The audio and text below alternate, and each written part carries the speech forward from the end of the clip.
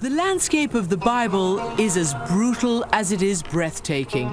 Here, it's easy to imagine the suffering and the patience it took for a family to survive in Abraham's time, and why it's here that God would demand a sacrifice so stark and so unforgiving that he would never again ask for anything like it.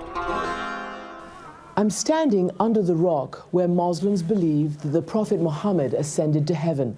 And this is holy to all three religions, because Jews and Christians believe that this is where God commanded Abraham to bring his son Isaac for sacrifice. Today, this place is marked by the familiar gold dome of the rock that dominates the old city of Jerusalem. And it sits on one of the most contested sites in the world. Even the name of this site is complicated. Jews call it the Temple Mount, while Muslims call it Haram al-Sharif, or Noble Sanctuary.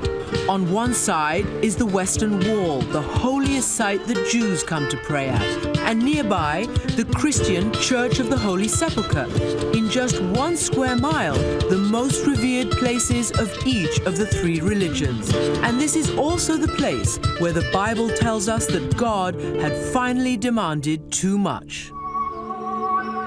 Abraham had waited into very old age for the children that God had promised. He had already been told to send his first son, Ishmael, away. Now, only Isaac was left at home. Abraham, for better or for worse, is used to hearing God's voice. And one day, as the Torah tells us in Genesis 22, God decides to test Abraham. And he says, "Take your son, your only son, whom you love, and offer him as a sacrifice at the place that I will show you." God was telling Abraham to kill his own son.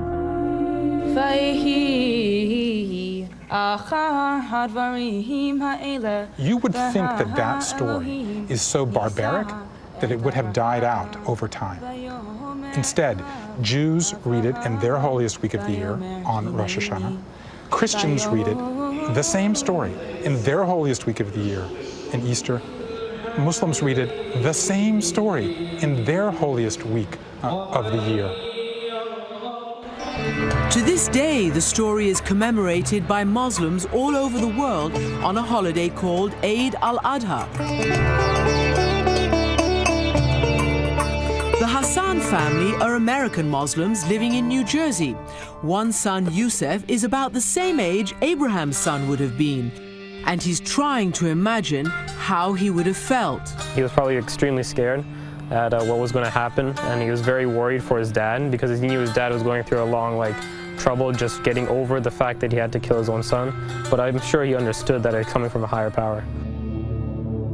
For Jews and Christians too, the story of what happened next is the same. Abraham's faith was absolute. He didn't argue with God. He tied up his son and laid him on the rock, and then he drew his knife.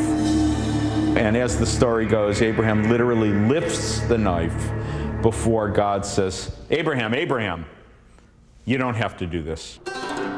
So the son was spared, and a lamb appeared to take his place.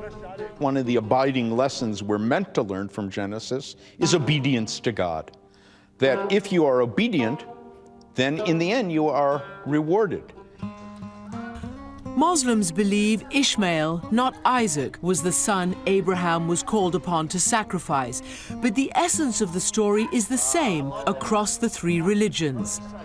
Is it heartbreaking to think that this patriarch, this person who we believe is the father of our religions, was this close to committing murder, killing his son?